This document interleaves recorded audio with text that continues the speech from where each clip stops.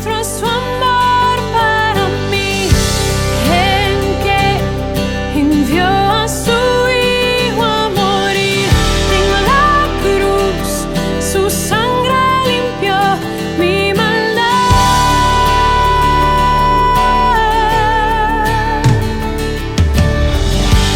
Mas Dios muestra su amor para mí, en que envió a su Hijo a morir en la cruz. La ira de Dios propició, tomando mi lugar, tomando mi lugar. Lucas 24, versículo 5 y versículo 6.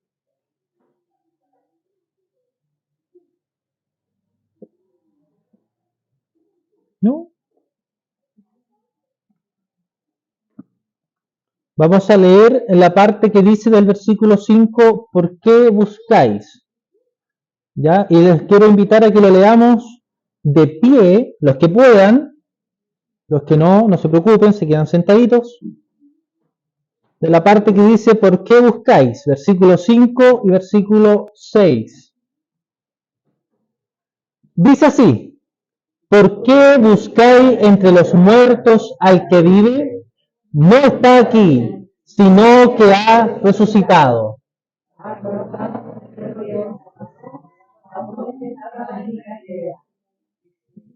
Hasta ahí. Tengamos un momento de oración. Amado Señor, damos infinitas gracias por tu palabra leída. Pedimos que tu Espíritu Santo hable a nuestros corazones. También nos dé arrepentimiento de pecado. Pero por sobre todo, Señor, pedimos que nuestros corazones se llenen de alegría porque tú has resucitado. Gracias te damos y te pido que suplas las falencias del predicador y que sea tu nombre exaltado en este día. Te lo pedimos en el nombre de nuestro Señor Jesucristo. Amén. El propósito de este sermón, para aquellos que gustan tomar nota, es entender la importancia de la resurrección. Entender la importancia de la resurrección. Nos unimos hoy junto a todos los cristianos en alegría y en confianza para declarar lo siguiente: nuestro Señor ha resucitado. Nuestro Señor ha resucitado. De aquí no debería bajar del púlpito y dejar el sermón hasta aquí. Pero no les voy a dar ese privilegio. La resurrección histórica de nuestro Señor Jesucristo es uno de los pilares de la fe cristiana. Es más, podemos decir que sin proclamar este evento, o sea, la resurrección, no hemos predicado por completo el Evangelio.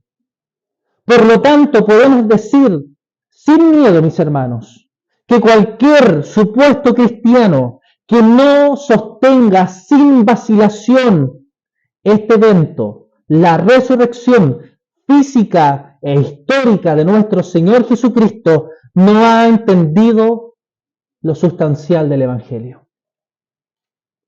Negar la resurrección de nuestro Señor o incluso tratarla como algo no esencial, como algo no vital,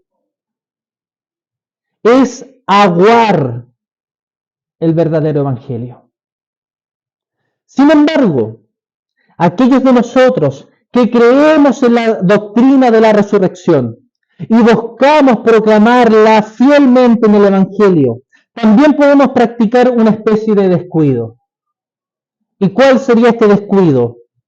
No darle a la resurrección el importantísimo y central lugar que le corresponde en nuestra predicación.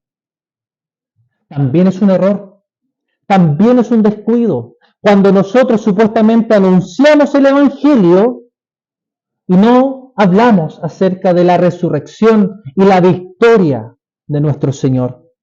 Por eso quiero invitarlos a que podamos observar la importancia de la resurrección y para esto observaremos 3 puntos. La importancia de la resurrección para la persona de Cristo, la importancia de la resurrección para el Evangelio y la importancia de la resurrección para la iglesia, para la persona de Cristo, para el Evangelio, para la iglesia. Veamos nuestro primer punto, la importancia de la resurrección para la persona de Cristo. Lo primero que quiero señalar es que en la resurrección Jesús demostró que no era ni un loco ni un mentiroso. Ni un loco ni un mentiroso. ¿Y por qué es importante comenzar con este punto? Porque si Cristo no resucitó tal como Él lo había anunciado tantas veces, entonces también podemos nosotros cuestionar todas las otras aseveraciones que Él hizo de sí mismo. ¿Como cuáles? Que Él es el buen pastor y que su vida da por las ovejas. Que Él es agua viva, que aquel que beba de Él no tendrá sed jamás. Que Él es el pan, que Él es el camino y la verdad y la vida. Que Él es el Mesías prometido. ¿Podríamos dudar de todas esas palabras? ¿De todas esas promesas y aseveraciones? Ahora bien, si Él verdaderamente resucitó, debemos dar por ciertas todas las palabras y promesas que Él dijo, porque todo lo que Él dice es verdad. Los gobernantes judíos, por ejemplo, creían que Jesús era un loco mentiroso. Y esto lo vemos claramente como cuando se enfrentan a Pilato en Mateo 28 y le dicen, Señor, nos acordamos que aquel engañador dijo, refiriéndose a Jesús, cuando vivía aún, después de 3 días resucitaré. Y en medio de la crucifixión también decían en Mateo 27, a otros salvó, a sí mismo no se puede salvar. Si es verdaderamente el Rey de Israel, descienda ahora de la cruz y creeremos en Él. Él confió en Dios. Veamos si lo libra. Porque Él ha dicho, soy hijo de Dios. Y cuando Jesús se refiere a sí mismo como el Hijo de Dios, los judíos entendían que se estaba proclamando como el Mesías prometido. Había un cuestionamiento constante a las palabras y a las promesas de nuestro Señor. Pero estos cuestionamientos fueron callados cuando Él resucitó, porque cumplió con lo que Él había anunciado tantas veces antes. Tomándome entonces del trilema de C.S. Lewis, debemos concluir que entonces Jesús es alguna de estas 3 cosas. O es un lunático, porque no era Dios, pero Él creía que lo era. O es un mentiroso, porque Él, sabiendo que no es Dios, se autoproclamaba hijo de Dios, que es decir, era Dios. O que es Señor, porque Jesús es Dios. Querida iglesia, no puedes creer ciertas palabras de Jesús y otras no. No es posible que tú creas algunas cosas de las que Él dijo y no todas. Porque entonces Jesús para ti no es Dios. O es un lunático o es un mentiroso. Los apóstoles fueron fieles defensores de la resurrección de nuestro Señor Jesucristo, asumiendo con esto que Él es el Hijo de Dios prometido. Y además nos enseñaron que el rechazo de parte de los líderes religiosos fue para que se cumpliesen las Escrituras. Porque nosotros vimos, por ejemplo, en la vigilia, que todas las cosas que Él vivió fue para que se cumpliesen las promesas. Fue para que se cumpliesen las Escrituras. A través de la resurrección, Dios puso su sello de aprobación, dando a entender con toda claridad que Jesús es realmente su Hijo. Romanos 1:4 dice que fue declarado Hijo de Dios con poder ¿Por qué? Por la resurrección de entre los muertos.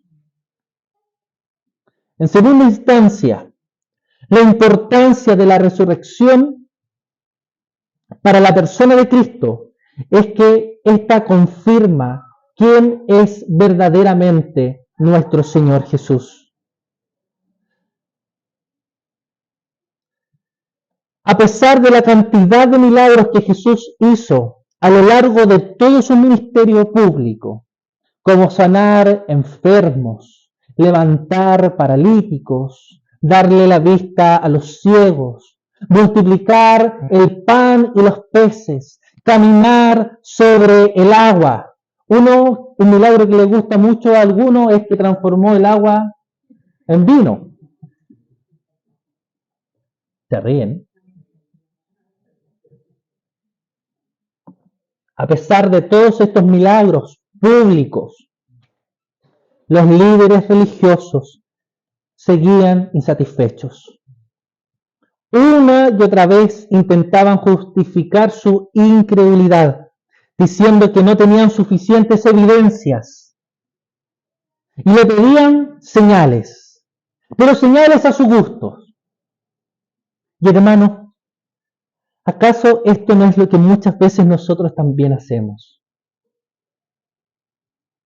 Está bien, a lo mejor ya creemos en Jesús, pero nosotros también queremos una señal a nuestro gusto para seguir confiando en el amor de nuestro Dios.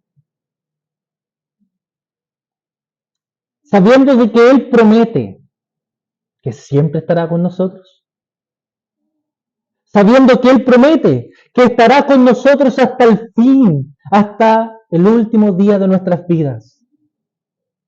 Dándonos el pan de cada día, cuidándonos, que Él promete que ya nos ha dado la victoria, que Él no nos abandonará, porque es fiel a sus promesas. Y nosotros seguimos pidiendo señales a Dios, porque cuando pasamos por malos momentos, dudamos. Cuando estamos en crisis, dudamos. Y cuando estamos muy bien, nos olvidamos. Somos complicados. Que el Señor tenga misericordia de nosotros. La dureza del corazón de los líderes judíos pedía señales constantemente.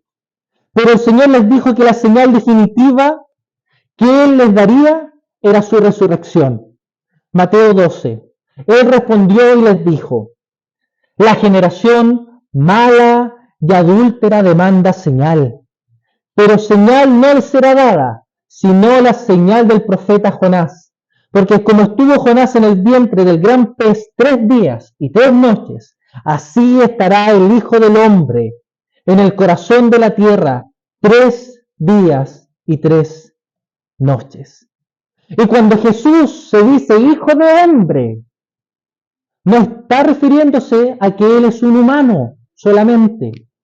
Le está diciendo a los judíos: vuelvan a la profecía de Daniel, en donde se habla de este Hijo de Hombre, que Dios le daría por herencia las naciones y que todos se someterían a sus pies. Cuando Jesús está autorrefiriendo como Hijo de Hombre, está proclamándose como el Rey en victoria, como el Todopoderoso.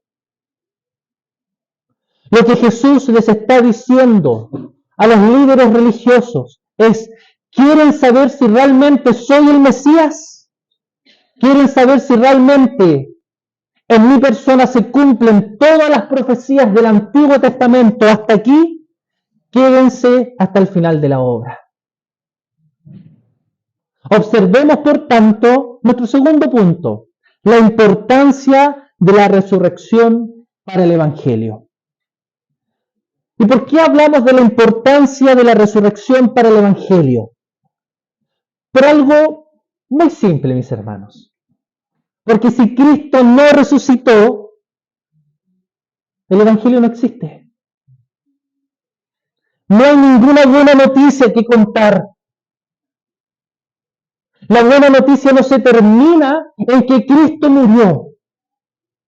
La buena noticia se completa en decir que Cristo resucitó y que Dios lo levantó de entre los muertos y que está a la diestra de Dios Padre Todopoderoso. Veamos algunos puntos de cómo la resurrección de Jesús afecta las grandes doctrinas que conforman lo que nosotros conocemos como el Evangelio, estas buenas noticias. 1.